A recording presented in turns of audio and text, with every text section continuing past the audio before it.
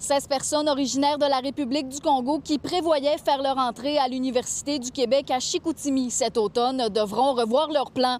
Rappelons que depuis le 20 juillet dernier, en raison de mesures mises en place par Ottawa, les personnes natives de la RDC ou qui ont transité par ce pays se voient refuser l'accès au Canada afin d'éviter l'arrivée et la propagation de la maladie à virus Ebola. Les étudiants ou les membres du personnel ou donc toute personne là, qui est native ou qui passe par ce pays-là ne pourra pas, pour l'instant, il n'y a aucun traitement donc, de documents qui se fait.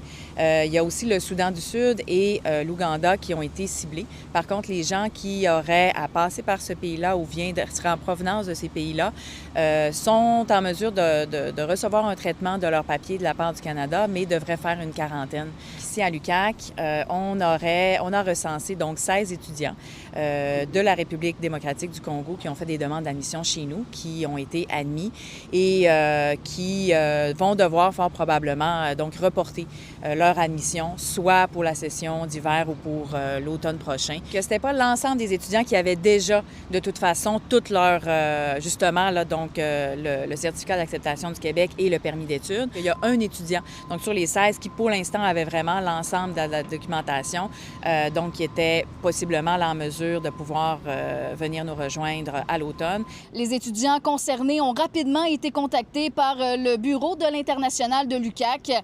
L'université soutient qu'elle doit respecter les exigences du gouvernement canadien en matière d'immigration. Donc, on a fait des communications générales à tous les étudiants internationaux, donc même ceux qui sont sur le campus en ce moment et ceux qui proviendraient donc des pays qui sont ciblés, parce que donc effectivement, même ceux qui sont sur le campus, comme je le mentionnais tout à l'heure, s'ils ont à séjourner ou s'ils avaient à faire un transit donc dans certains pays, pourraient ne pas être en mesure de revenir, donc poursuivre leurs études à l'UQAC. Donc pour nous, c'est important de vraiment informer l'ensemble de ces étudiants-là. Le bureau de l'International de l'Université du Québec à Chicoutimi continue de suivre l'évolution de cette affaire.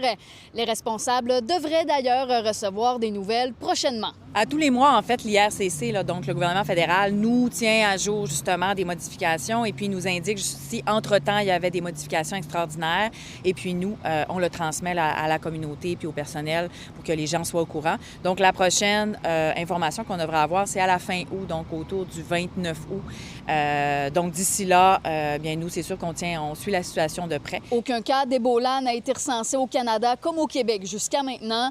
Toutefois, la maladie a fait près de 1600 morts en République démocratique du Congo. Il n'existe également aucun vaccin ni traitement approuvé contre la souche Bundibugyo qui a causé l'éclosion en mai dernier. À Saguenay, Sarah-Léa Bouchard pour Nouveau Info.